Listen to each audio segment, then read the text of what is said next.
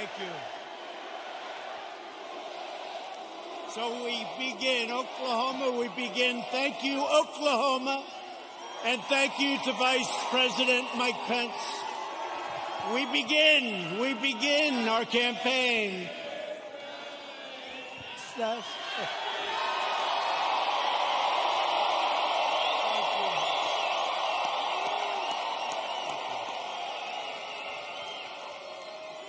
We begin our campaign, and I just want to thank all of you. You are warriors. I've been watching the fake news for weeks now, and everything is negative. Don't go, don't come, don't do anything. Today it was like, I've never seen anything like it. I've never seen anything like it. You are warriors. Thank you. We had some very bad people outside. They were doing bad things. But I really do. I appreciate it. We have just a tremendous group of people in Oklahoma. And I hear from your two great senators and your governor that we're doing very well in Oklahoma. That's the word. I stand before you today to declare the silent majority is stronger than ever before.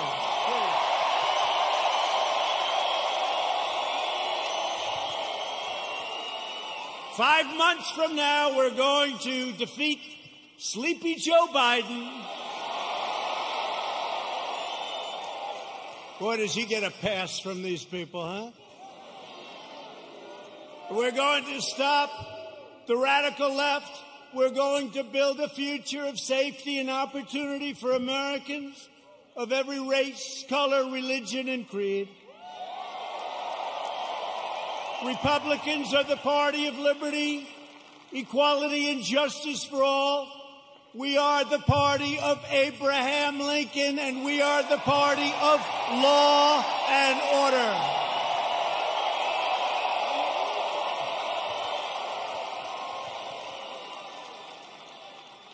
Think of what we've done. We will have close to 300 federal judges appointed and approved by the end of my first time. That's an all-time record. That's an all-time record.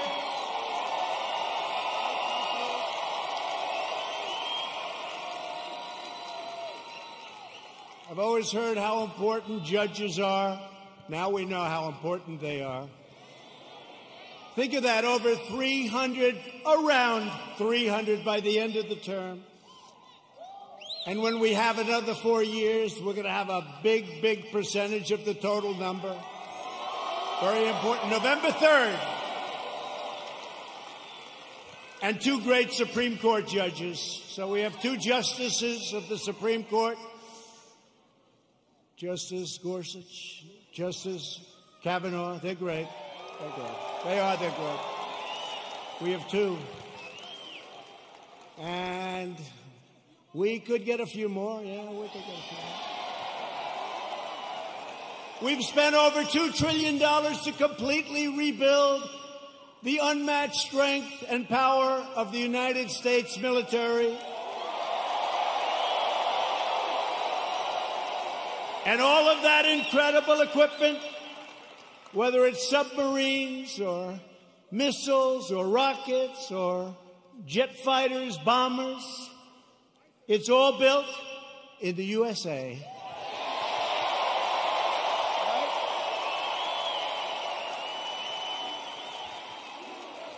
We passed VA choice. Thank you very much, Jim. Where's my senator? Jim Inhofe. You better vote for him. He's running. He's great.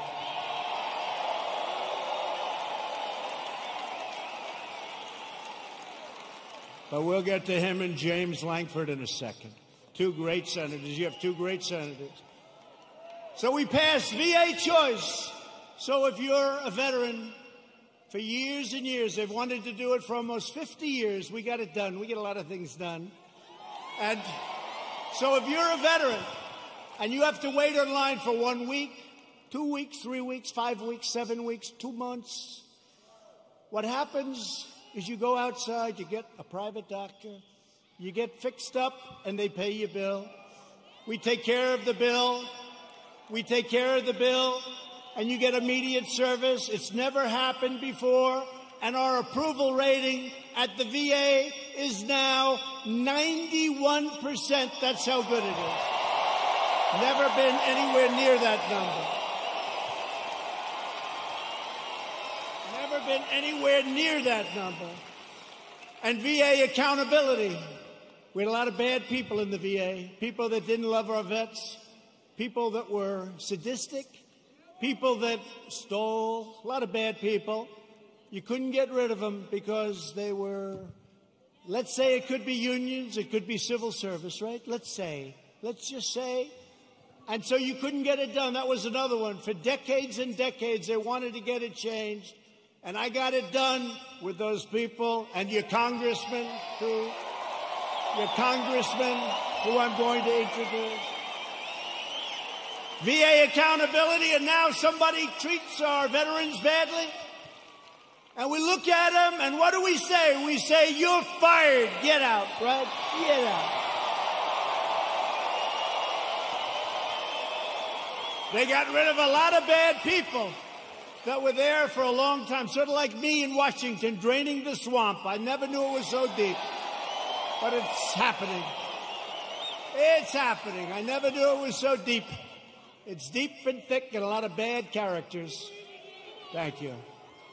We're lowering the price of prescription drugs, making our allies pay their fair share. They get a big bargain on drug prices, and enacting fair trade deals that finally, after all these years, put America first. I've been saying it for a long time. We passed the largest tax cuts in the history of our country. The Democrats want to raise your taxes. Tell me about that. Tell me about that. I guess I'm old-fashioned. You know, all my life, I heard politicians want to lower taxes, not raise them. If you could lower them, you couldn't lose. The Democrats want to substantially raise your taxes. How do you figure that? How do you figure that? And regulation cuts, we passed more regulation cuts than any administration in the history of our country.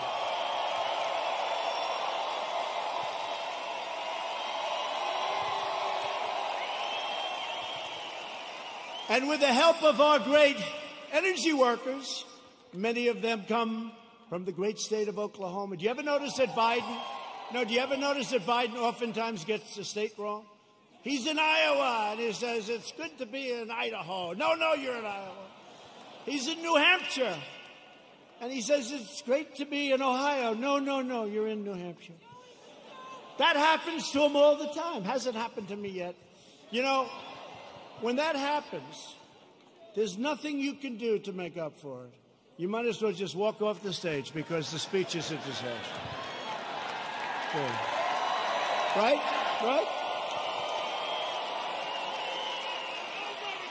But we just turned the United States into the dominant energy superpower of the world.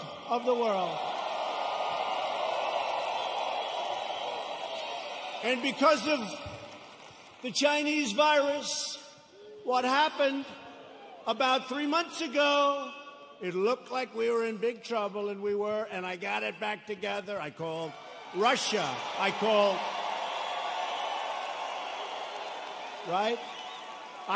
Russia. I called Saudi Arabia. And believe it or not, I called Mexico. Mexico was a little bit tough. That's called OPEC Plus. Did you ever hear of OPEC Plus? That's OPEC plus plus. And we got them to do the right thing, and we have our energy back to up almost $40 a barrel, meaning you have an energy business again. Almost $40 a barrel. A couple of months ago, it was 0, and we were going to lose 10 million energy jobs, 10 million jobs. So Texas and Oklahoma and North Dakota and many other states would have been hurt. Now, you think you're going to be hurt there? You try putting AOC in charge of your energy.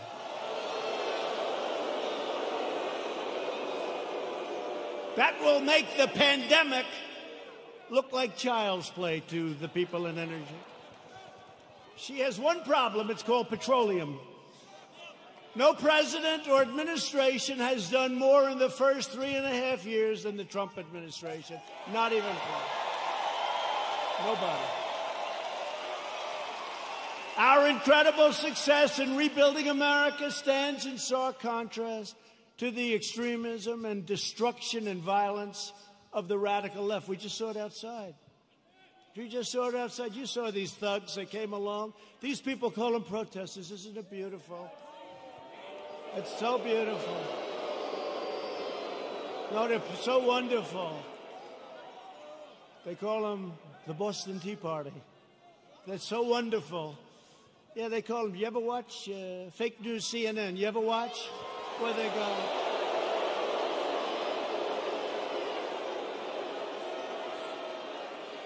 How about the CNN anchor?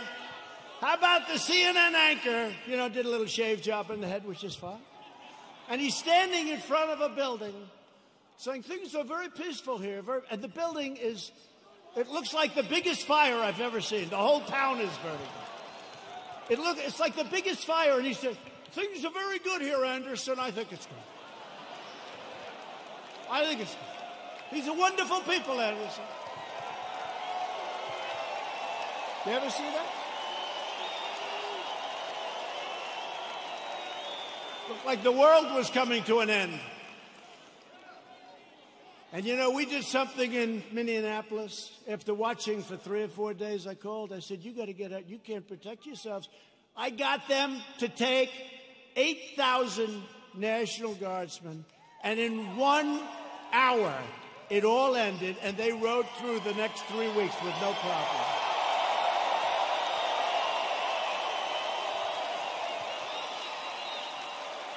And we did the same thing in other cities. But how about Seattle? Isn't that great?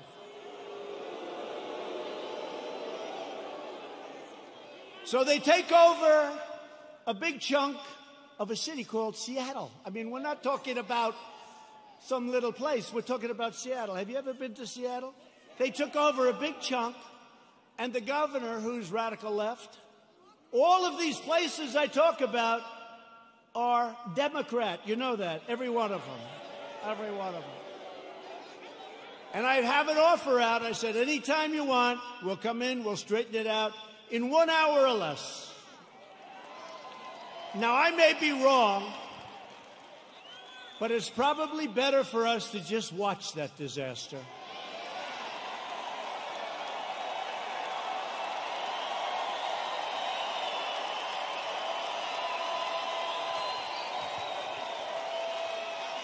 I flew in with some of our great congressmen who we're going to introduce in a second, and I said to him, Congressman, what do you think? I can straighten it out fast. Should we just go in? No, sir. Let it simmer for a little while. Let people see what radical left Democrats will do to our country. Right? But Americans have watched left-wing radicals burn down buildings, loot businesses, destroy private property, injure hundreds of dedicated police officers. These police officers, they get injured. They don't complain. They're incredible. And injure thousands upon thousands of people only to hear the radical fake news say what a beautiful rally it was. And they never talk about COVID. They don't talk about when you see 25,000 people walking down Fifth Avenue or walking down a street of a Democrat-run city. You never hear them saying they're not wearing their mask. You don't hear them saying, as they're breaking windows and running in And then when I say the looters, the anarchists, the agitators, they say, what a terrible thing for our president to say. What a terrible thing. But you don't hear them talking about COVID. COVID. To be specific, COVID-19. That name gets further and further away from China as opposed to calling it the Chinese virus.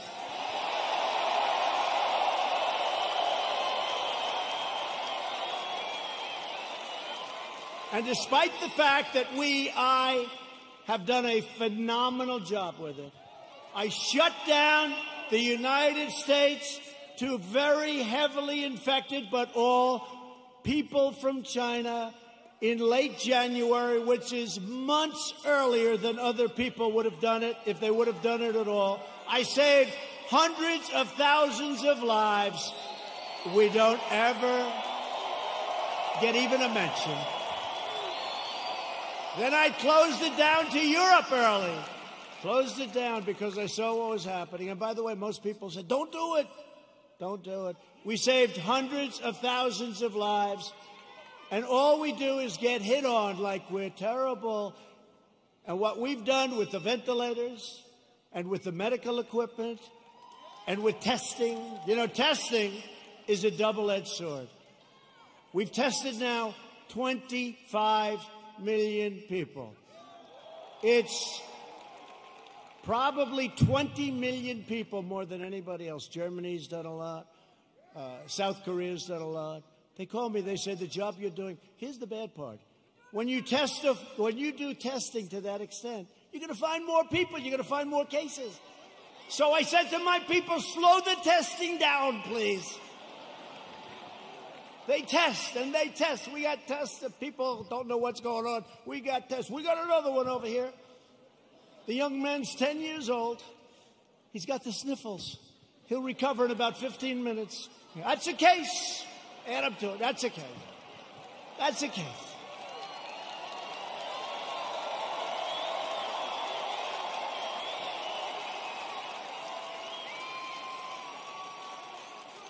I was actually with a very nice man, very good man, even though he's very liberal, the governor of New Jersey, right? We know him? Now listen, he said to me something that's amazing.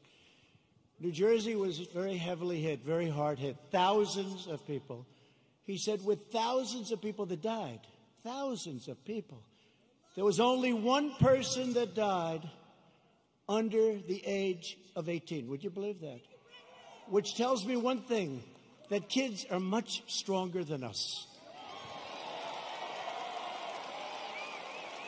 When you see a little kid running around, say, boy, oh boy, do you have a great immune system. How about a piece of your immune system? They don't even know about this. Let's open the schools, please. Open.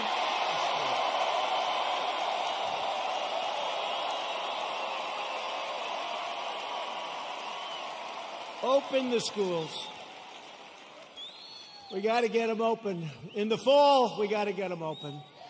The unhinged left-wing mob is trying to vandalize our history, desecrate our monuments, our beautiful monuments,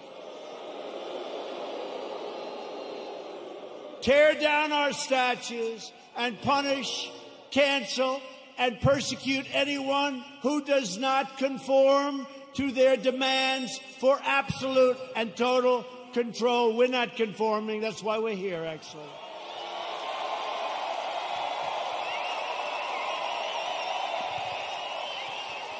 This cruel campaign of censorship and exclusion violates everything we hold dear as Americans. They want to demolish our heritage so they can impose their new oppressive regime in its place. They want to defund and dissolve our police departments. Think of that. You know, I heard it for the first time 2 weeks ago.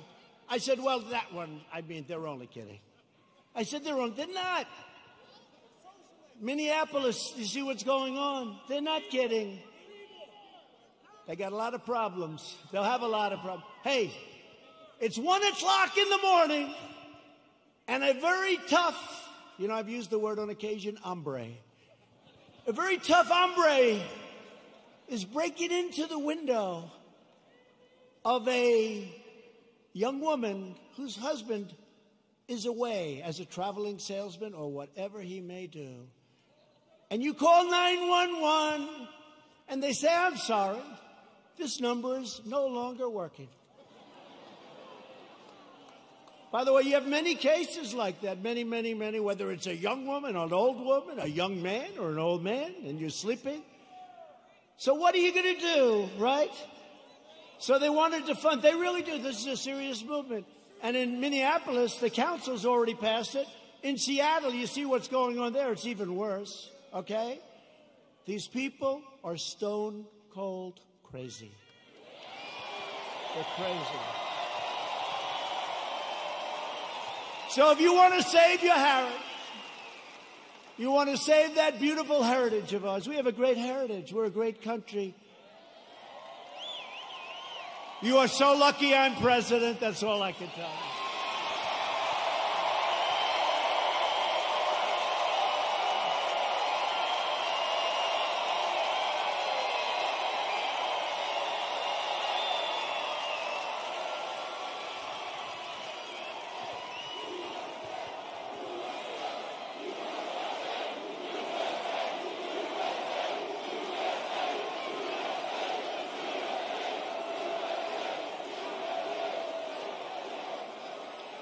People have come up to me and say, how do you take it? I say, do I have a choice? Do I have a choice? We deal with a lot of bad people, but we're winning. And every once in a while, I'll have one of these days where I'm hit left and right, like even this great event. What if you could have seen outside, or if you could have heard the reports, oh, it's COVID, it's this, they've got... by the way, it's a disease, without question, has more names than any disease in history. I can name Kung Flu. I can name 19 different versions of names. Many call it a virus, which it is. Many call it a flu. What difference? I think we have 19 or 20 versions of the name. But they say to me, where do you get the energy? I say, I don't have a choice. I don't have a choice.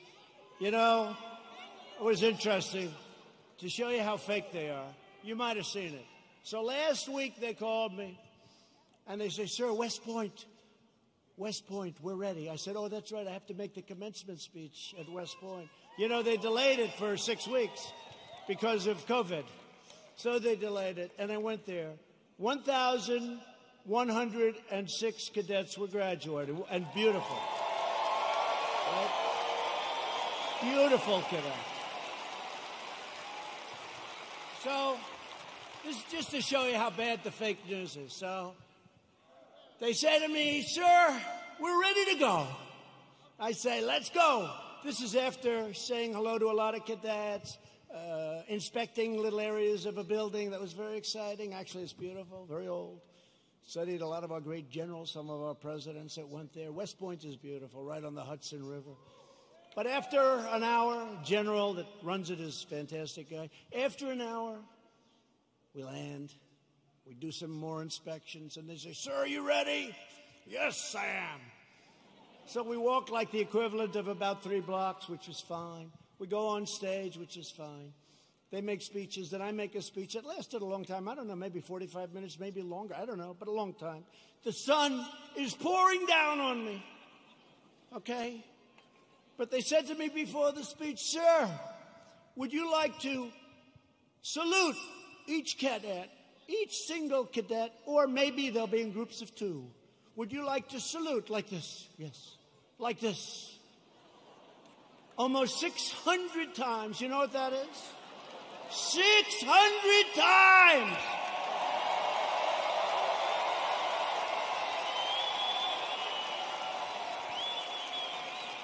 Thank God they were in 2s. Because let me tell you, you do that 600 times, you go home and you say, it's like a workout without a weight, right? 600 times. So I did that. Then the incredible helicopters, brand new, gorgeous helicopters, the Apaches and the other new ones that we just bought. So they fly over. And the kids throw the hats in the air. It's beautiful, it really is. And it was a beautiful day. And we're all finished. I was on the stage for hours. Hours! Sun. I came home, I had a nice tan. Meaning I had a nice sunburn. No, the sun's going right like that. But I make the speech, right? I salute for probably an hour and a half, maybe more, but around that. Watch, if I'm off by 2 minutes, I'll say, he exaggerated. It was only an hour and 25 minutes. He exaggerated. He lied. He lied. He's a liar. These people are sick to fake news.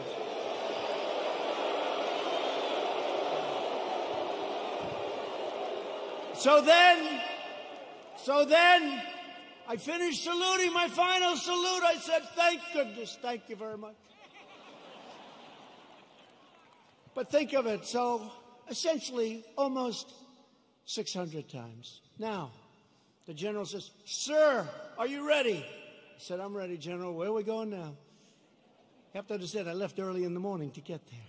Now it's sort of late in the afternoon. A lot of these fakers were with us. So they know. He said, sir, we can now leave the stage. I said, great, General, let's go. I'll follow you. And he goes like this, right here, sir. I'll walk on.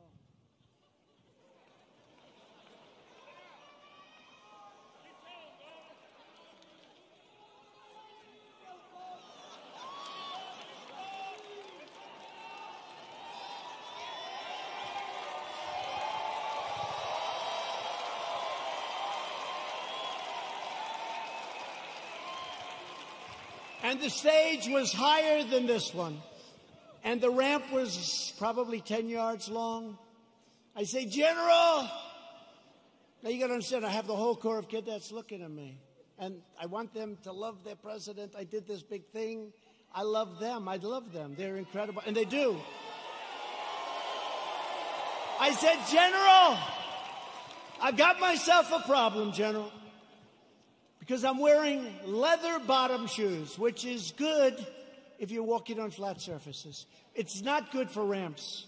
And if I fall down, look at all those press back there. Look at that.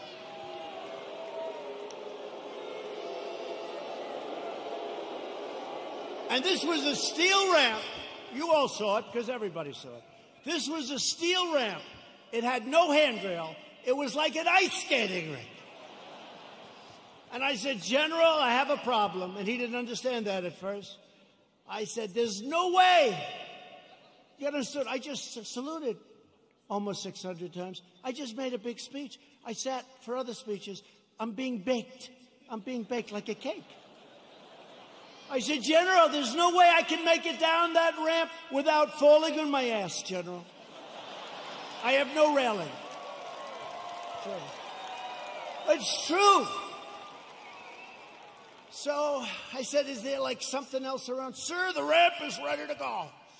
Grab me, sir. Grab me. I didn't really want to grab him. You know why? Because I said, that'll be a story too. So now I have a choice. I can stay up there for another couple of hours and wait till I'm rescued. Or I can go down this really steep, really, it's an ice skating rink. It's brutal. So I said, General, get ready because I may grab you so fast.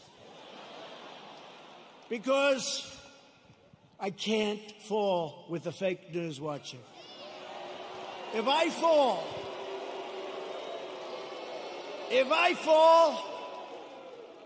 I remember when President Ford fell out of the plane, you remember? I remember when another president, nice man, threw up in Japan. And they did slow motion replays. It's true. Right? It's true. I don't want that, General. Now he's standing there, big strong guy, and he's got these shoes, but they're loaded with rubber on the bottom. Because the first thing I did, I looked at his shoes. Then I looked at mine. Very, very slippery. So I end up saying, okay, General, let's go. I will only grab you if I need you. That's not a good story. Falling would be a disaster. It turned out to be worse than anything. I would have been better off if I fell and slid down the damn ramp. Right? So what happens is I start the journey inch by inch, right? And I was really bent over, too. I didn't like that, I didn't like this picture. This picture, I'm sure, will be an ad by the fakers. So I was bent over, right? And I'm going like this.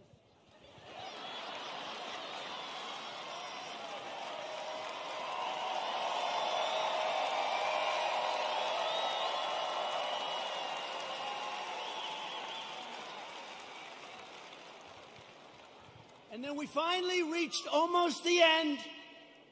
And the fake news, the most dishonest human beings, they cut it off. You know why? Because when I was 10 feet short, I said, General, I'm sorry, and I ran down the rest, right? I looked very handsome. That was the only good thing.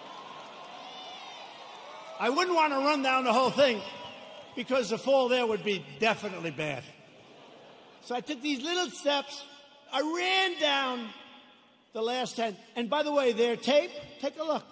In almost every instance, it ends just before I run. And they said, here was the #1 trending story. I called my wife. I said, how good was that speech? I thought it was hey, look, I will tell you when I make good ones and bad ones. Like so far tonight, I'm average. Okay? But we're having fun. We're having fun.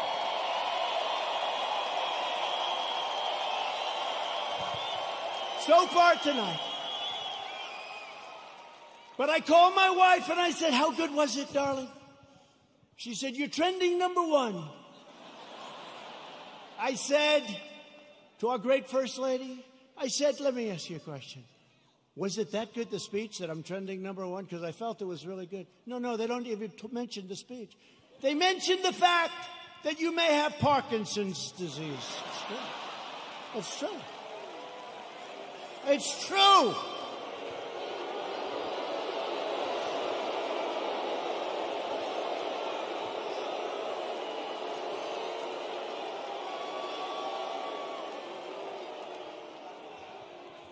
They say there's something wrong with our president.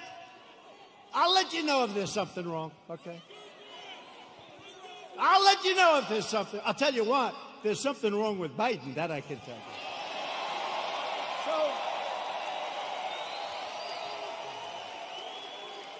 So then my wife said, well, it wasn't only the ramp. Did you have water? I said, yeah. I was speaking for a long time. I didn't want to drink it, but I wanted to wet my lips a little bit. You know, you're working hard up there with the sun pouring down on you.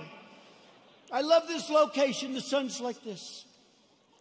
This way they save on lighting, right? That's why they did it probably. So what happens is I said, what does it have to do with water? They said, you couldn't lift your hand up to your mouth with water. I said, I just saluted 600 times like this. And this was before I saluted. So what's the problem? She said, well, I know what you did. You had on a very good red tie that's sort of expensive. It's silk because they look better. They have a better sheen to them. And I don't want to get water on the tie. And I don't want to drink much. So I lifted up the water. I see we have a little glass of water. Where the hell did this water come from? Right? Where did it come from? And I looked down on my tie, because I've done it. I've taken water, and it spills down into your tie. It doesn't look good for a long time. And frankly, the tie is never the same. So I put it up to my lip, and then I say, because I don't want it to, just in case. And they gave me another disease. They gave me another disease.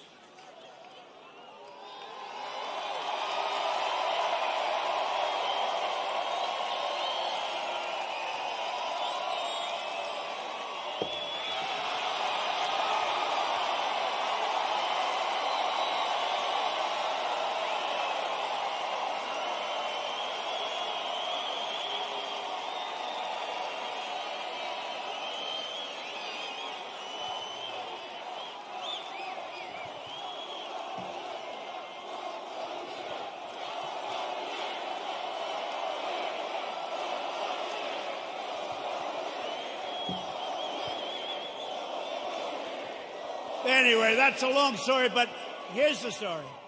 I have lived with more the ramp than the water, but I've lived with the ramp and the water since I left West Point. Not one media group said I made a good speech or I made a great speech. But the kids loved it because they broke their barrier, which wasn't good in terms of COVID. But they broke their barrier and they wanted to shake hands. They wanted to, and I don't want to tell anybody, but there were a couple of kids they put at the end. I actually shook their hand, okay? I actually shook it. Because they were excited. They were excited. They're with their president. They were excited. The most beautiful young people, men, women, the most beautiful young people you've ever seen. So think of how you feel, you me. I go there. How did I do? Sir, that was a great speech. You know, all my people, sir, that was one of your best. That was great. I said, that's great. I agree. It was a good speech. I like that speech. They don't mention the speech, but they have me going down this ramp at an inch at a time. It's so unfair. It really is. So unfair. They are among the most dishonest people anywhere on earth. They're bad people. Bad people. Okay, that's enough of that. I wanted to tell that story. Does everybody understand that story? The left-wing anarchists tore down a statue of Thomas Jefferson. Now we're getting into the real stuff. They decapitated a statue of Christopher Columbus, except in New York when the Italians surrounded it. They didn't have too much of a chance. Those Italians, I love the Italians. They heard they were going to rip down their beautiful Christopher Columbus, and all of a sudden they circled that thing. They didn't do too well in hurting Christopher, did they? Thank you to our Italian population. We're very proud of you, right? 2 days ago, leftist radicals in Portland, Oregon, ripped down a statue of George Washington and wrapped it in an American flag and set the American flag on fire. Democrat, all Democrat. Everything I tell you is Democrat. And you know, we ought to do something, Mr. Senators. We have two great senators. We ought to come up with legislation that if you burn the American flag, you go to jail for 1 year. 1 year.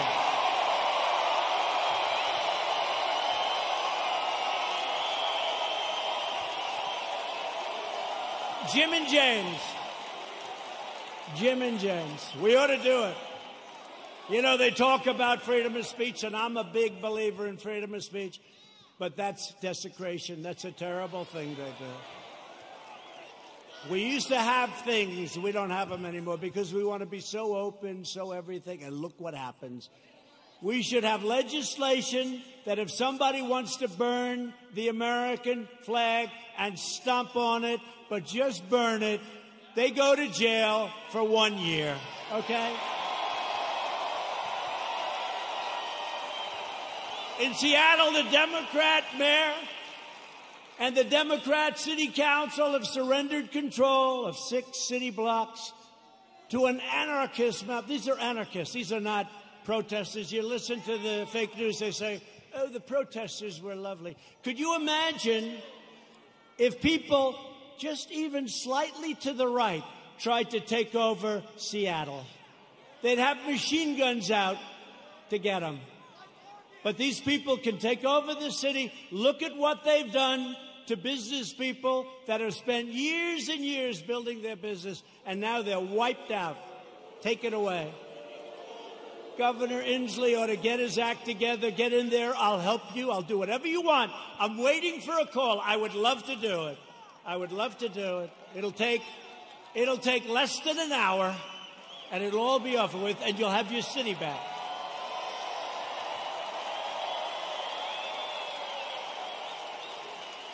And yet Biden remains silent in his basement in the face of this brutal assault on our nation and the values of our nation. Joe Biden has surrendered to his party and to the left-wing mob. He has no control. Does anybody honestly think he controls these radical maniacs? You know what he says to his wife when he's not confusing her with his sister? Get me the hell out of here. These people are crazy. That's what he says. He has absolutely no control.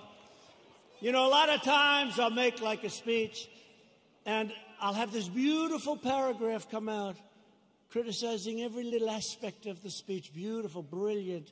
But Joe didn't. And it'll say, a comment from Joe Biden. But he didn't say it.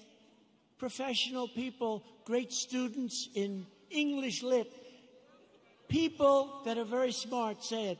Joe Biden said, and they'll go into this highly complex paragraph, beautifully worded, and I say, Joe didn't say that. Joe doesn't even understand it.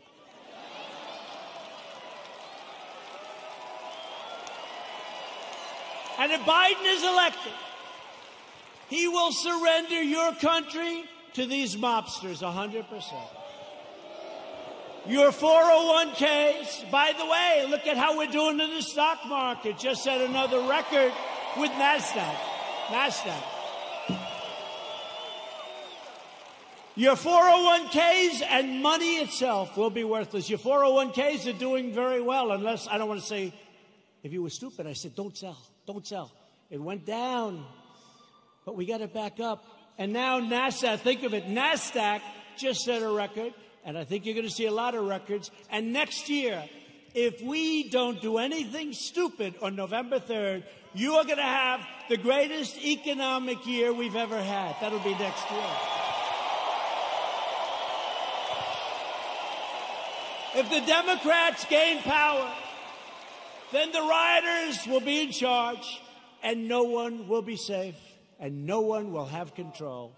Joe Biden is not the leader of his party. Joe Biden is a helpless puppet of the radical left. And he's not radical left. I don't think he knows what he is anymore. But he was never radical left. But he's controlled by the radical left. And now he's really controlled. His campaign staff even donated a lot of money to bail out rioters, looters, and arsonists who ravaged Minneapolis. They bailed them out. They put up a lot of money to bail them out, the rioters, the looters. And they were the arsonists. So they'll say, oh, it's terrible what he says about the people of our nation. Maybe some of them aren't even from our nation. The left is trying to do everything they can to stop us. Every hour of every day, including even violence and mayhem, they'll do anything they can to stop us. Look what happened tonight. Look at what happened tonight. Law enforcement said, sir, they can't be outside. It's too dangerous. We had a bunch of maniacs come and sort of attack our city. The mayor and the governor did a great job, but they were very violent people.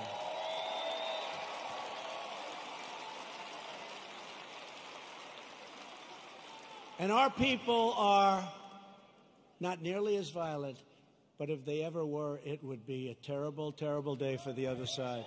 Because I know our people. I know our people. But we will never submit to their threats, and we will never let them destroy our nation. What they did tonight, I saw it on television coming in on Air Force One. One thing about Air Force One, we got plenty of televisions. We have televisions in closets. You open up the closet, got a television. We got a lot of televisions. It's a great plane, great everything. By the way, we ordered new ones. No president wanted to do it. They thought it was luxury. I said, wait a minute. Air Force One is 31 years old. People don't realize that. So I said, they gave me a chart very early in my administration, like, how about the first week? Sir, would you sign for this plane? No, it's actually two planes. Would you sign for this plane? Air Force One. I said, how old is the original or the one we have now? Sir, it's 31, 32 years.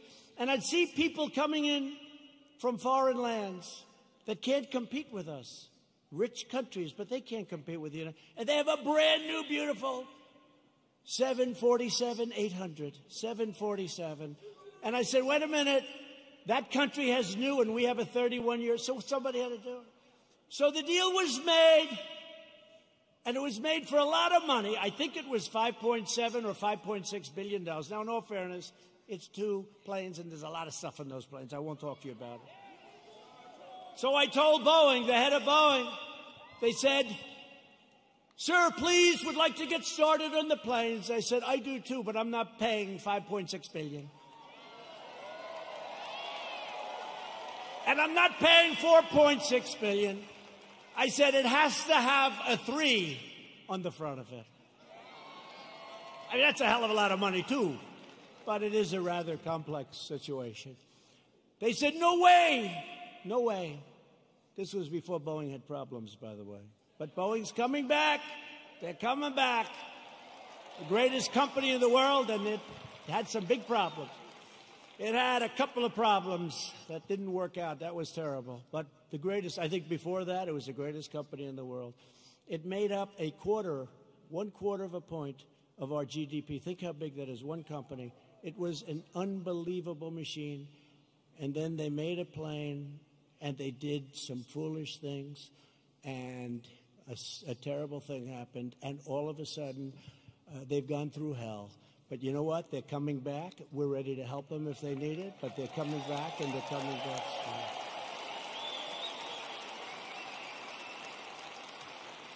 But this was the Boeing before that, and they were riding high, and like I was before this thing came in. But we're still riding high because you know what? On November 3rd, we're going to win. We're going to win.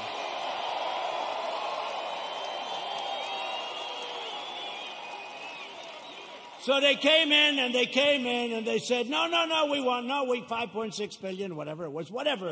If I'm a little bit off, they'll go crazy, you know. Whatever. But it was a lot. 5.6 billion. Nope, got to have a 3. Got to have a 3. Call me up. Nope, cancel the contract. I said, cancel the contract. I want to cancel. I said, General, can you cancel the contract? He said, yes, sir. I'm very proud of it. Oh, good. Cancel it. Okay, sir. By the way, to cancel it, do you have to pay anything? Yes, sir. We have a cancellation fee, sir. How much is it, General? $250 million, sir. I said, what? Sir, we made a good deal. $250 million to cancel. You mean if we don't buy the plane, we have to hand them $250 million? That's not good, right? Look at these two guys. They're looking. By the way, that's like a good story compared to some I could tell you, like with aircraft carriers. So they said $250 million, or I always say this, or around that number, because I'm off by a little bit. They say, oh, he exaggerates. I look at numbers all day long. That's what I look at for years now, for my whole life when you think of it. $250 million cancellation fee, sir. He was very proud of himself. What a great deal. I say, General, don't cancel. Don't cancel. Just tell him I don't want the planes. Don't put anything in writing. Don't put it in writing, General. Why, sir? Because I don't want to pay $250. True. Do you hear that, Jim? Jim Inhofe, he's great. You hear that, Jim? You know that story. He does a great job. So here's what happened, the bottom line. Boeing says, no way, no way, no way. The next week they say, no way we're doing it. The next week they said, how about $5 billion? I said, no way, no way. The next week they said, 4.8. I said, nope, it's got to have a 3 on the front of it. Don't you understand, you dumb son of a bitch? Don't you understand?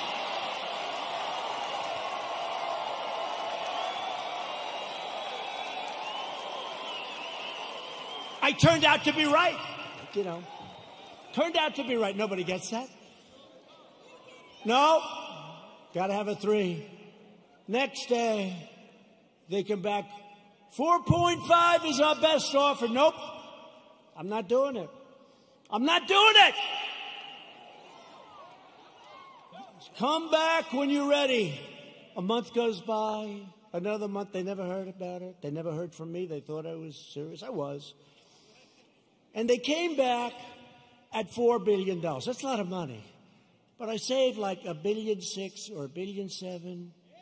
Nobody wants to talk about it. Nobody wants to talk about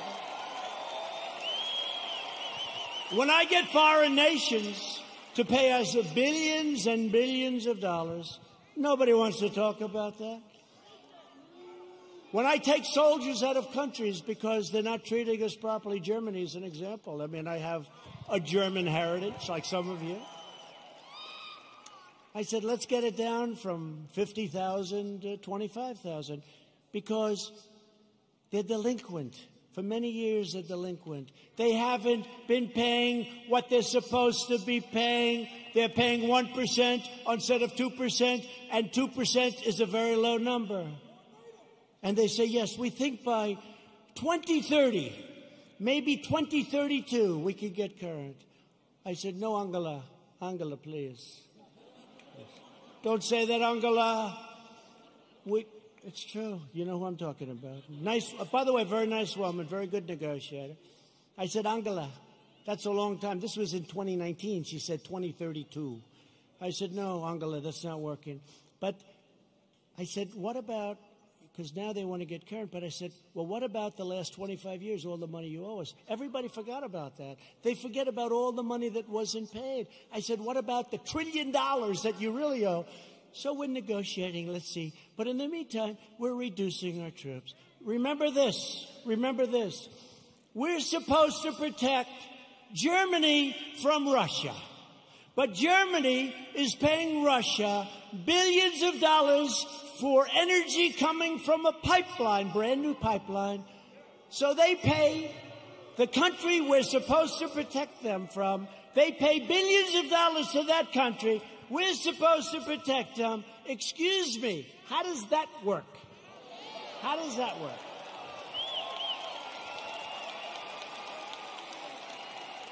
And the great thing is with Jim Inhofe and with James Langford, likewise, when they just said they love you, James, when they hear it, they get it.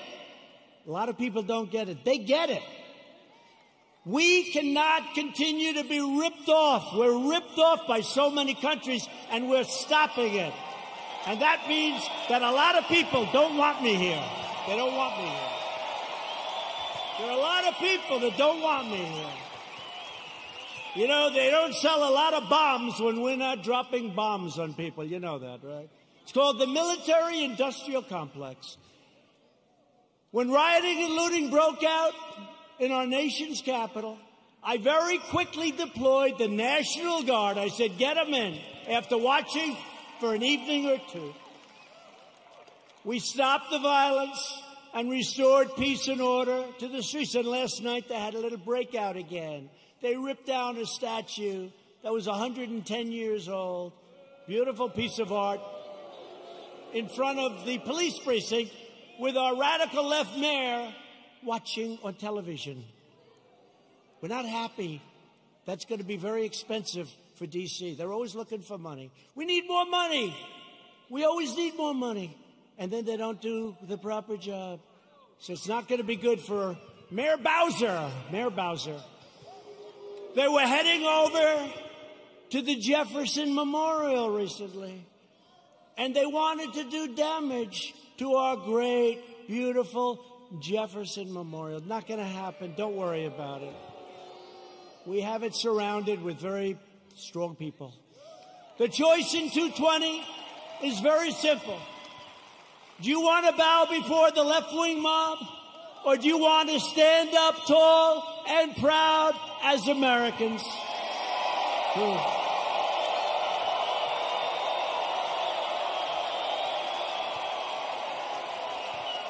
And explain this to the NFL. I like the NFL.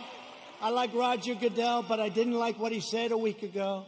I said, where did that come from in the middle of the summer? Nobody's even asking. We will never kneel to our national anthem or our great American flag. We will stand proud and we will stand tall.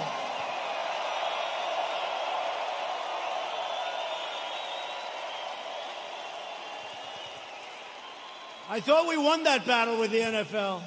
Their stadiums were emptying out. Did you see those stadiums? Took them a long time to get you back. A lot of people didn't like that. You know, a lot of people that you wouldn't even think would care that much I've had people that I said, these are super left liberals, and they didn't like it. Joe Biden and the Democrats want to prosecute Americans for going to church, but not for burning a church. They believe you can riot, vandalize, and destroy, but you cannot attend a peaceful pro-America rally. They want to punish your thought, but not their violent crimes. They want to abolish bail, abolish and open up your borders. They want open borders, let everyone, and by the way, we're doing so well. We have a record this month on the borders. Nobody's coming in. Very few people. And they want to abolish ICE. Our great people from ICE who send the roughest, toughest, meanest people that you've ever seen or ever heard. Generally speaking, when they have lots of tattoos on their face, they're not looking to do you much help. ICE, they're rough guys, they're rough, they're great Americans, they're rough, but they'll walk into, they call them in a pack. They'll walk into a pack of tough MS-13 gang members.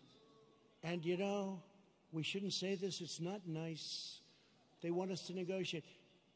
They start swinging, and the others start swinging. Everybody's swinging. At the end, they carry them back, and they throw them into the paddy wagon, right? They're great. And these people want to get rid of ICE. They get rid of murderers. They get rid of rapists. They get rid of the worst scum on earth.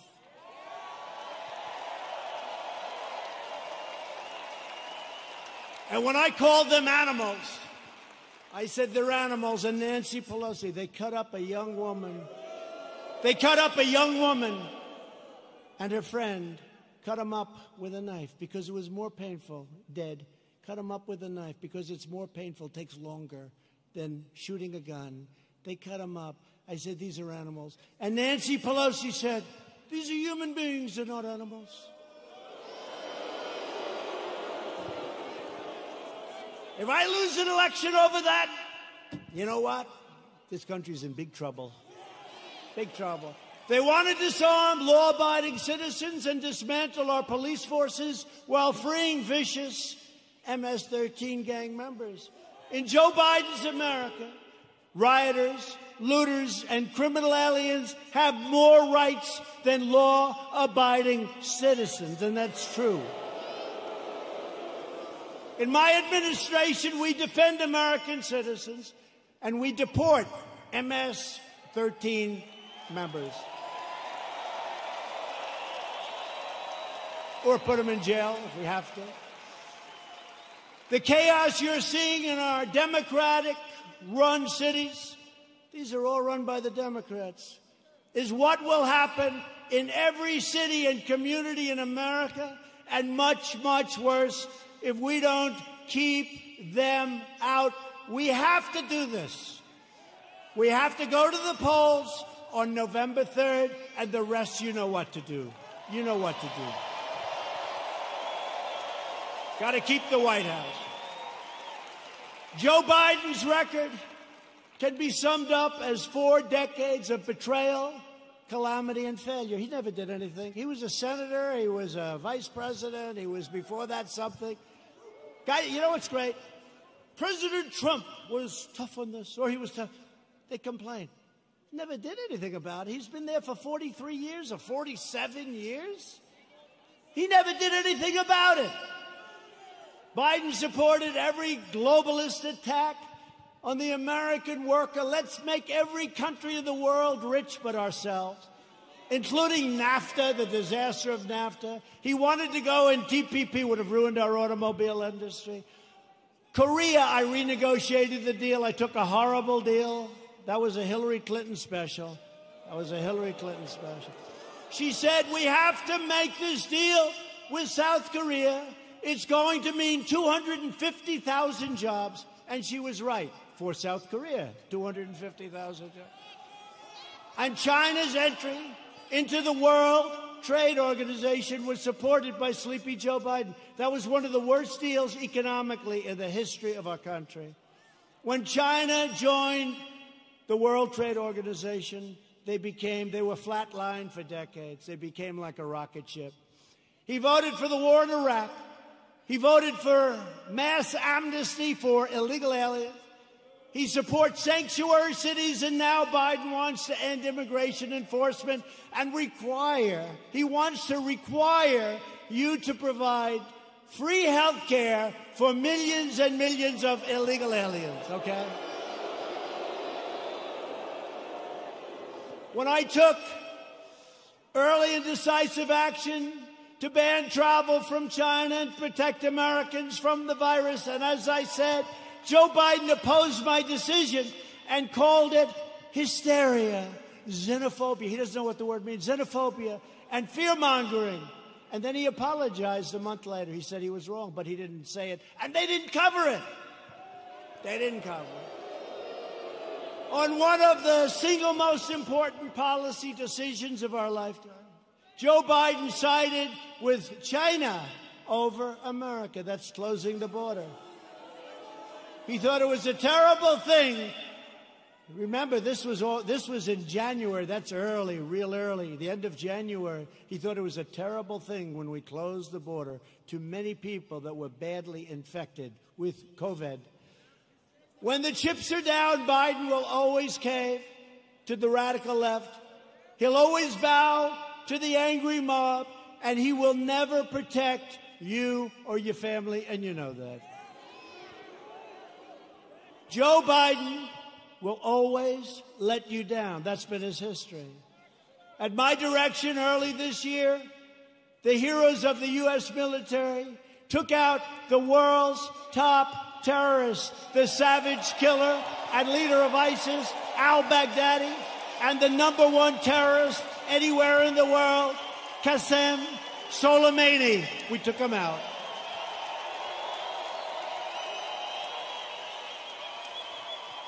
Joe Biden opposed killing Soleimani. He was we killed this #1 terrorist. He didn't like it. You know why he didn't like it? Because he thought it would be good politically. That didn't work out too well. Just as he opposed the raid that killed Osama bin Laden. He opposed it. You know that. Biden is always on the wrong side of history, as said by people that are with him and worked with him. He never made a correct foreign policy decision. Biden is a puppet for China. Son walked out with $1.5 billion. I think it's a little bit. Allowing them to rip off America for many years. Now they're paying us billions and billions of dollars. We give a lot of it to our farmers. We have plenty left over. China is not exactly happy with me.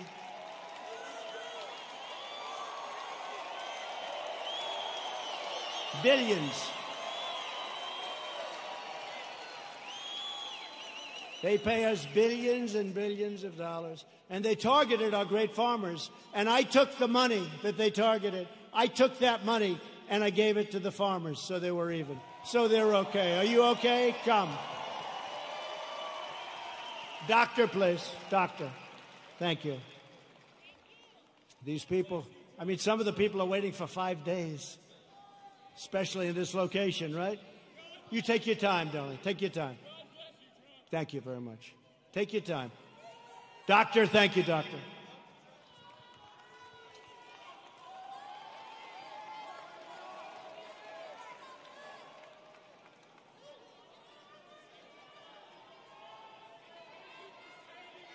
Thank you.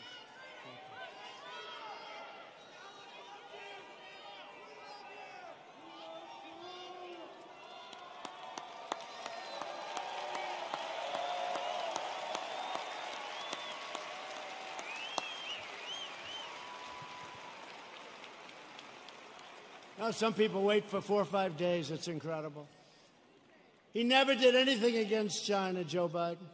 And that's why they desperately want him to win. They want him to win so badly. Iran wants him to win so badly. Let me tell you, I'm going to make a very fast deal, the best deal you've ever seen. I've already made one with China, but I can make even more. They want me to lose because they will own the United States if I lose. Iran. President Obama gave them $150 billion for nothing.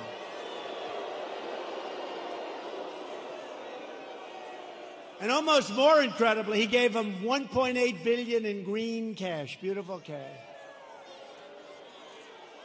And now they're not doing so well, are they? They're not doing so well. Someday we're going to get credit for this. Someday. But they are waiting. Iran wants to make a deal so badly. But they're told by Kerry and all these other, they shouldn't, the Logan Act. But they're told by Kerry and all these people, wait, because if Trump loses, you'll own America. You're going to own it. They'll say you own it. So I don't mind. I told them, we can wait. But when I win, you're going to pay a much higher price than if you made a deal now. It's true. True. I told them. I told them. And look what happened to Biden in Ukraine, where his son's paid $83,000 a month and he was jobless. Give me a break. $83,000 a month, more than anybody. If Joe Biden were to become president, an emboldened left will launch a full-scale assault on American life. You know that. They'll expel anyone who disagrees with them. Look what happens when you disagree. You use a term that's perfect and they're not happy with it. They call you a racist. They call you a horrible person. They want to crush religious liberty. They don't want religion. Silence religious believers. Indoctrinate your children with hateful and vicious lies about our country. Subsidize late-term abortion and after-birth execution. They want to take away your guns through the repeal of your Second Amendment, as sure as you're sitting there. In fact, he even put the big gun grabber, Beto O'Rourke, who made a fool out of himself when he ran for president, they put him in charge of guns. Lots of luck on your Second Amendment. Just remember I said it. Hopefully you won't have to think back about it too much, because it won't matter. Hopefully it won't matter. No, Beto O'Rourke, who wants to give up guns, is in charge of the Second Amendment. The Dems will also eliminate private health insurance, ban fracking, that's not good, and American energy will be in a position of weakness like it's never been before, and that's after we built the greatest energy country anywhere in the world by far. And they want to appoint Supreme Court justices who will utterly obliterate your Constitution. And you now see how important the Supreme Court is. Think if we didn't have two justices that I think have been very, very, very good. But think how important it is. Think how important it is. And we still, I guess it's, I don't know if it's an equal court. It's almost like we're a minority court, right? It's almost like we're a minority court. The recent Supreme Court cases prove that if Joe Biden is elected, he will stack the court with extremists and the forgotten men and women. Together with everyone else, we'll lose everything. The forgotten men and women. I campaigned on the forgotten. These are great people. These are substantial people. These are the elite. By the way, you're the elite. They're not the elite. You're the elite. They said, somebody 2 days ago said, sir, the elite are really working hard on trying to destroy you. I said, yeah. Why do you call them the elite? I said, why? Well, they're not elite. I look better than them.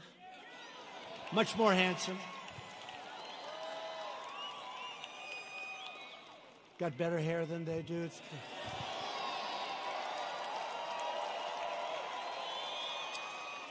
I got nicer properties. I got nicer houses. I got nicer apartments. I got nicer everything. I ran for politics once, just once in my life, and I became president of the United States. Once.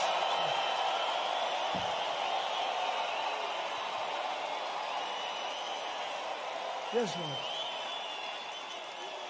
And hopefully, if you get out and vote, we'll do it one more time. We won't even toy with them about 3 or 4 more times. We won't. We'll do it one more time. We'll be 2 for 2, and our country will never, ever be stronger. But I'll be soon announcing a new list of exceptional candidates for the United States Supreme Court. And I'll choose only from that list 100%, probably 25 incredible people, any one of which could be a great justice, any one of which. And I did it last time, and people loved when I did it. And I'll only pick from that list. Biden can't release his list because the names would be too extreme, too radical. They wouldn't be acceptable, but they will be very radical people.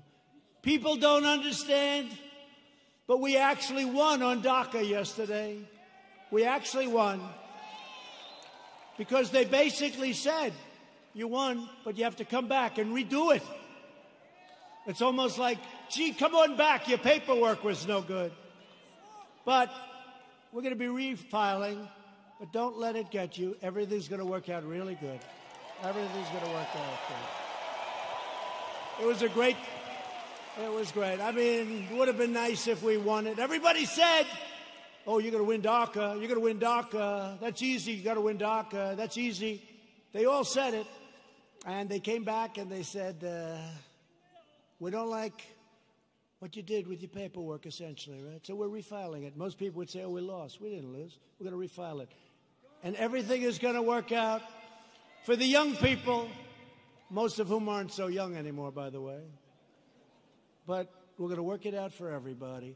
Biden is fully controlled by the fringe of his party. He is their pawn. He doesn't even know where the hell he is, let's face it. He installed socialists, Alexandria Ocasio-Cortez, to be in charge of his environmental policy and his energy. You can forget petroleum. How does Oklahoma feel about being petroleum-free? Not good, right? Our country will have no energy.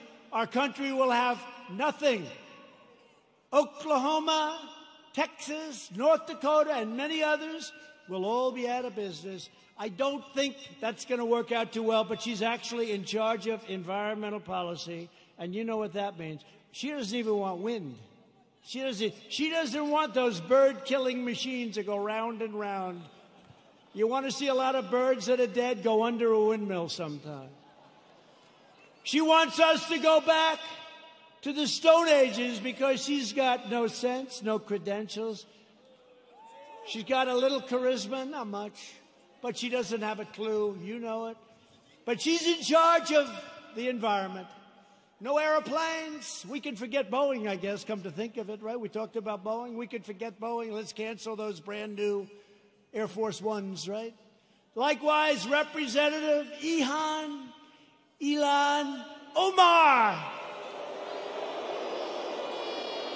Ilhan Omar is going to be very much involved in a Biden government. They will put this hate-filled, America-bashing socialist front and center in deciding the fate of your family and deciding the fate of your country. I don't think so. She would like to make the government of our country just like the country from where she came, Somalia. No government, no safety, no police, no nothing, just anarchy. And now she's telling us how to run our country. No, thank you. And I think we're going to have a big victory in the state of Minnesota because they've had it. They've had it. Biden is a very willing Trojan horse for socialism. When Biden first ran for president over 33 years ago, remember I used to call him 1% Joe. He never got more than 1%. Until Obama took him off the trash heap. But he blatantly copied the speech of a British politician, even ripping off the man's personal biography and family history and claiming it was his own. He forgot to say he was born in America. Joe Biden is a shameless hypocrite. Since 2003, he has delivered fawning eulogies to the funeral and at those funerals of 3 leading supporters of segregation, including a former member of the KKK, and yet Biden is now smearing as racist tens of millions of people like yourselves, decent, hardworking Americans who he's never met, and he frankly probably doesn't want to meet. America should not take lectures on racial justice from Joe Biden, Sleepy Joe. A man who praised and partnered with segregationists, shipped millions of black American jobs overseas, and everyone else's jobs too, by the way. If I didn't come along, we're building auto plants, we're building everything. And there's never been a comeback like we're making right now. Never been. He hollowed out our middle class, including our black middle class, with open borders, trapped young children in failing government schools, built cages. Those cages were built by Obama and Biden. Look it up, 2014. And the fake news doesn't want to remember the picture of a cage for children. Remember the picture of the cage? And they said, President Trump. And then they realized that was in a newspaper, 2014, the same. Built by Obama and Biden, the cages. And they don't want to report the way it is. They know the way it is. They're not stupid. They sent young boys to fight in Iraq while the inner cities crumbled, helped the big banks while hammering community leaders, and made our cities less safe and secure for all. They've done a terrible job, and they shouldn't be awarded. They should not get rewarded with an election victory on November 3rd. That shouldn't happen. It'll destroy this country. Our country will be destroyed. We've all worked too hard. They don't know what the hell they're doing. Some do, actually, but in a very sinister way. Virtually every policy that has hurt black Americans for half a century, Joe Biden has supported or enacted. I've done more for the black community in 4 years than Joe Biden has done in 47 years.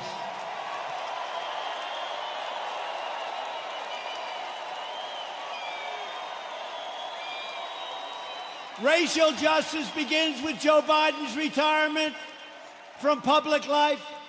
We are joined tonight by many outstanding Republican leaders. These are great people. We have 2 of our most distinguished, hardworking, wonderful friends, senators. They do a great job. Senator Jim Inhofe and James Lankford, please stand up.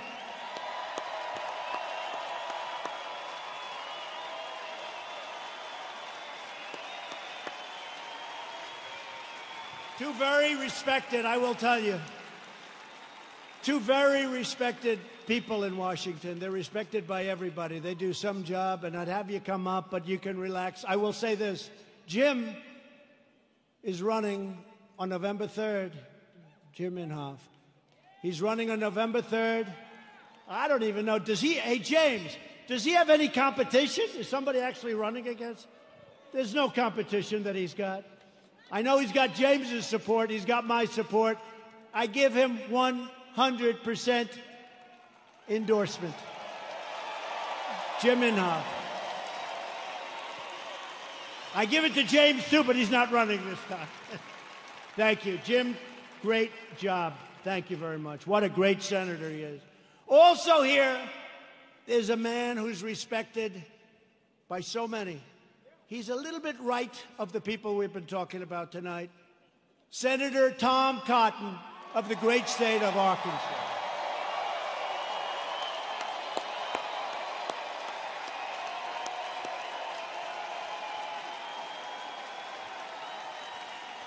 Thank you, Tom. They like you people. Thank you, Tom. Great job you're doing. We're glad to be joined as well by a man that I've gotten to know. He's done an incredible job with COVID and with everything else he touches. Governor Kevin Stitt.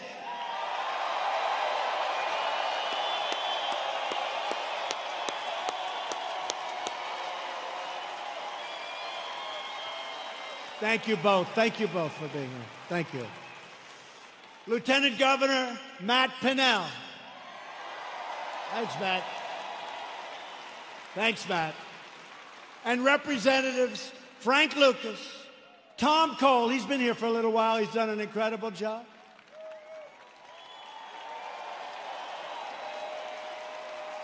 Mark Wayne Mullen. You don't want to fight with him. I want to put him and Jim Jordan in a match together. I want to. Kevin Hearn. Great job today, Kevin. The great Jim Jordan. Jim Jordan.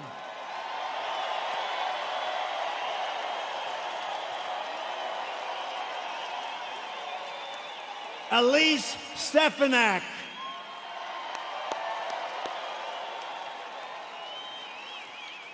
Lee Zeldin.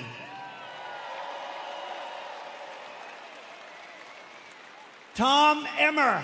Tom, thank you. These are warriors, folks. These are great warriors. During the fake impeachment trial, I'll tell you what, there was nobody that could have done the job they've done. That includes the Senate and the House. These people are incredible. David Kutzoff. David.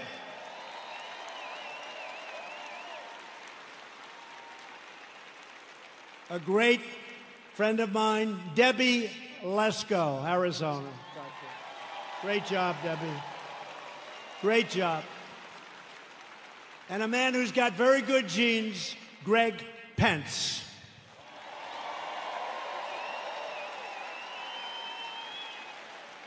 Thank you all. Great job. They're great people. They are. They're warriors. I'll tell you what. Not every person is, but this group is, and we have a lot of them in Washington.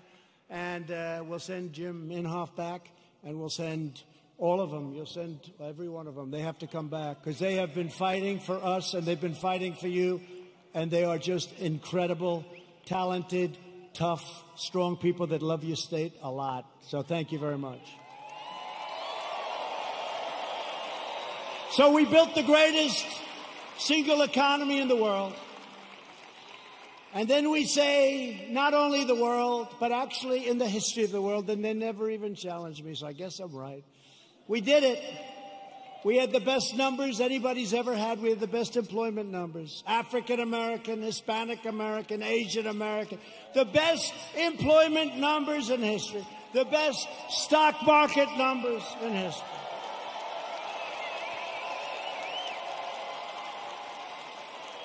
We were the envy of the world. Everybody would come in to see me. Presidents, prime minister, kings, queens, and dictators. Dictators would even come in and say, congratulations on the economy. And then the plague came in. And now what we're doing is we're doing it again, and it's going fast. We have to have a lot of it done because people don't quite get it. We're doing record business. It's happening at a level and a speed that nobody can believe. 2 weeks ago, job numbers came in. The single biggest number in the history of our country. Last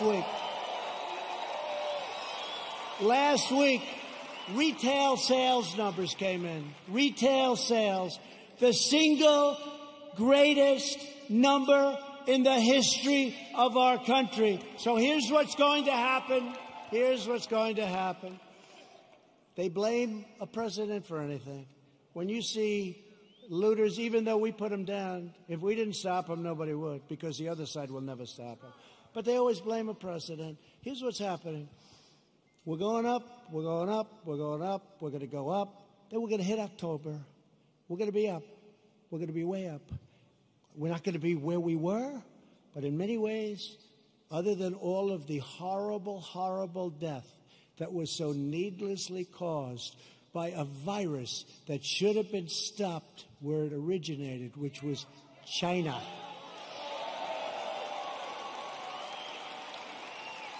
But we're going to go up, up, up, up, August, September, October, and people are going to say, man, this guy's doing a good job. He knows what he's doing. I don't believe the fake news anymore.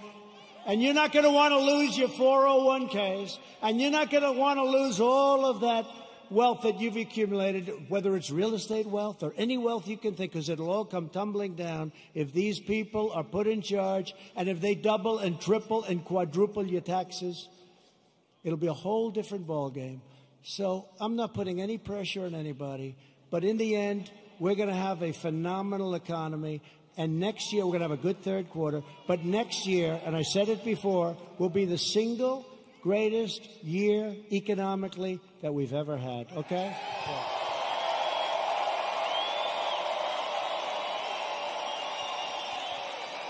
And if you see that happening, if you see it happening on November 3rd, you don't have the guts to vote against Trump. Even you don't have the guts to vote against Trump.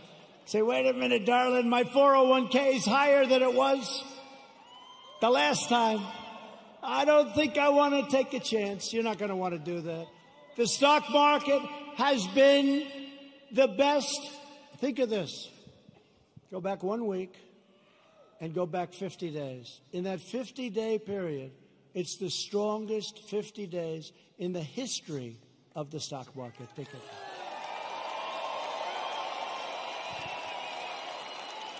And your wife or your husband says, darling, I love you so much. You are such a great investor. And all you did is just keep the same crap you had the first time. Right? Darling, I love you so much. You've always been a loser. You've always lost money. But now under President Trump, you're one of the greatest financial minds in our country. And all you did was keep your stock. Now, if you think you're going to run against, they're going crazy. They want the stock market to go down, even if it costs them money. They want the stock market to go down, even if it costs them money. And they don't even know why. You know what? They're smart and they're vicious, but they don't know why. I'm telling you, they don't know why. What's wrong with having the strongest military brand new in the world all built? What's wrong with having these great economic numbers? What's wrong with having to close it down? We saved millions of lives. You know, a lot of people say we should have gone herd. Let's go herd. Ask him, how are they doing in Brazil? He's a great friend of mine. Not good. You heard about Sweden, right? 2 months. Ask him how they doing in Sweden. We saved millions of lives, and now it's time to open up, get back to work, okay? Get back to work. I recently signed groundbreaking criminal justice reform. I secured record and permanent funding for historically black colleges and universities. We slashed regulations and passed massive tax cuts to give black workers a pay raise like they've never, ever gotten before, and lift up black-owned businesses. And I worked closely with a great senator also, friend of theirs, Senator Tim Scott, South Carolina, to create opportunity zones, which are doing incredibly. And since then, countless jobs and $100 billion of new investment, not government investment, have poured into 9,000 of our most distressed neighborhoods anywhere in the country. 9,000. Never happened before. Tim Scott. Today, I'm also announcing that I have directed Secretary of the Interior David Bernhardt to place the John Hope Franklin Reconciliation Park here in Tulsa on the African American Civil Rights Network. So many of my friends have been asking me to do that. So many of my friends, including these great politicians. So we're going to do that. It'll be done very quickly. We will forever remember and honor the courageous people who helped build this state and this country. Democrats are stoking division in order to distract from their decades of failure on schools, jobs, housing, justice, and crime. In major city public schools run by Democrats, over 2/3 of students are falling behind in reading and math, and I think the numbers are worse than that. But Democrats would rather deny these children the future they deserve than allow them to attend the charter, public, private, religious, or independent schools of their choice. Pro-choice. Pro-choice. Pro-choice for schools. It's very popular, but some people it's like a disaster because what it does to certain unions that have a lot of power over the Democrats, even though they know it's wrong. Republicans believe access to education is a civil right. It's a civil right. 20 of the most dangerous cities in America are controlled by Democrats. Think of that. 20 of 20.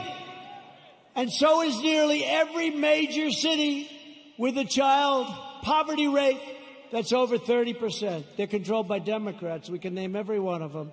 The murder rate in Baltimore and Detroit is higher than El Salvador, Guatemala, or even Afghanistan. How are they doing, the Democrats running those cities? Your whole country will be like that.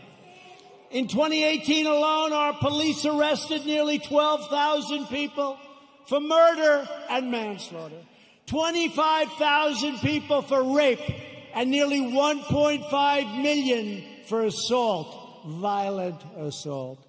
The Democrats' push against our police will drive up crime and drive up costs at levels you'd never believe.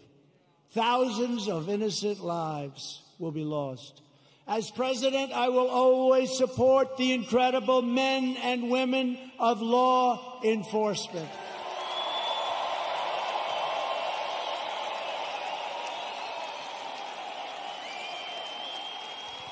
A vote for Republicans is a vote for better schools, better jobs, safer families, and stronger communities for all Americans. There is a limit to what we can together achieve with 4 more years. With your help, we will lift millions of our citizens from welfare to work, dependence to independence, and poverty to prosperity. That's what's happening. That's what's happening. And that was happening at a level that nobody ever thought they'd see. It was happening before this COVID came in. It was happening at a level that nobody believed possible. And then China sent us the plague. Thank you very much. We will protect Medicare and Social Security for our great seniors, and will always protect patients with pre-existing conditions. Always. Always. We will appoint more judges to interpret the Constitution as written.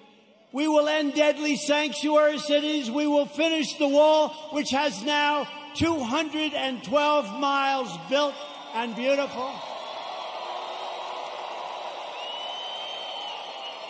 212 miles. That's a lot of miles.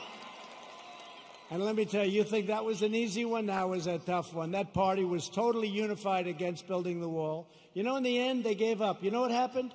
They realized it was a bad issue for them because these open borders, I love when they fight for open borders, because anybody that wants an open border coming in from rough areas, there's something wrong with those people. So did you notice in the end, it was like, just leave us alone, build your wall, just leave us alone. I said, thank you very much.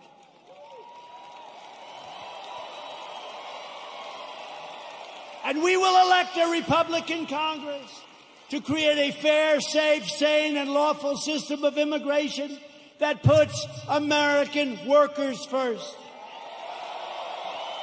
We will revitalize our cities, and we will build gleaming new roads, bridges, tunnels, and airports all across our land.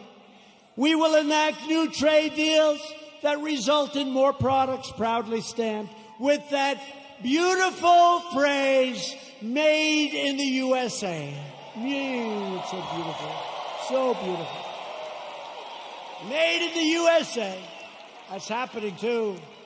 We have so many plants coming into Michigan and so many other states. We have car plants coming in. Would have never come if I wasn't president. Would have never come. We will become the world's premier pharmacy, drugstore, and medical manufacturer. That's already started. We're bringing it back.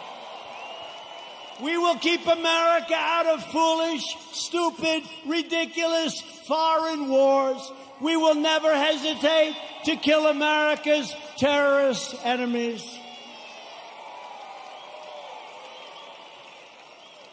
You know, when I took over, ISIS was all over the place. And I did something that I felt we should do. And we have now obliterated, we have now captured 100% of the ISIS caliphate. 100.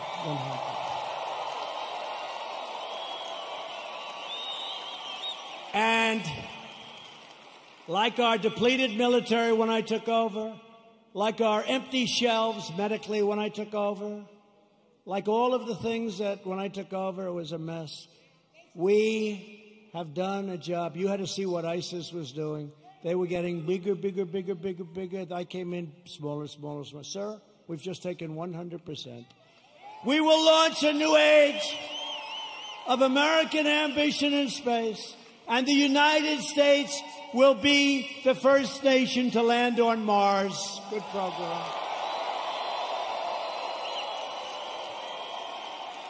You saw the beautiful rocket 3 weeks ago go up. Beautiful.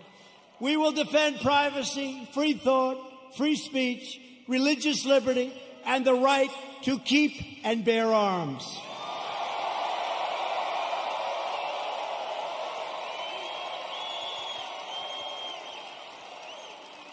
And when you see those lunatics all over the streets, it's damn nice to have arms. Damn nice. Interesting how all of a sudden people understand it, right? You couldn't sell it. Now people understand it.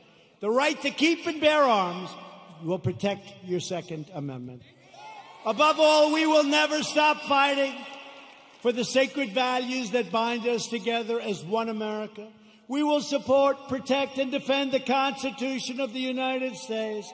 We uphold the principle of equal justice under the law. We believe in the dignity of work and the sanctity of life. We believe that faith and family, not government and bureaucracy, are the true American way.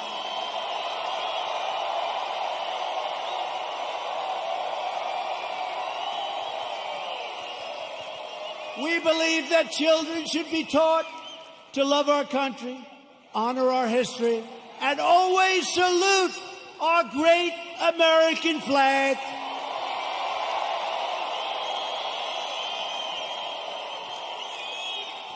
And we live by the words of our national motto, it will never change.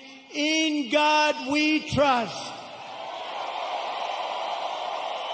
We stand on the shoulders of American heroes who crossed the oceans, blazed the trails, settled the continent, tamed the wilderness, dug out the Panama Canal, laid down the railroads, revolutionized industries, won 2 world wars, defeated fascism and communism, and made America the single greatest nation in the history of the world, and we are making it greater and greater every single day.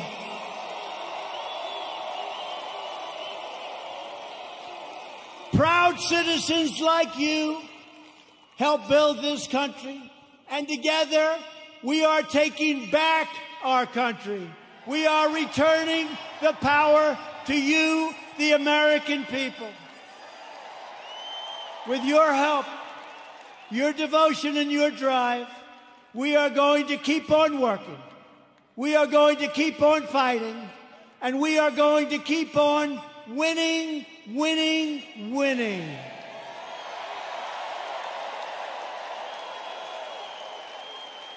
We are one movement, one people, one family, and one glorious nation under God. America will soon be thriving like never before because, ladies and gentlemen of Oklahoma, the best is yet to come.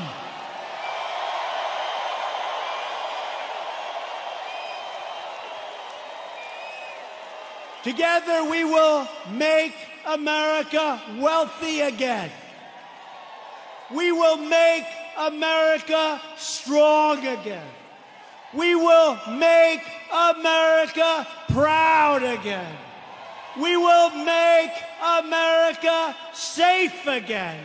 And we will make America great again. Thank you. Thank you, Oklahoma. Thank you.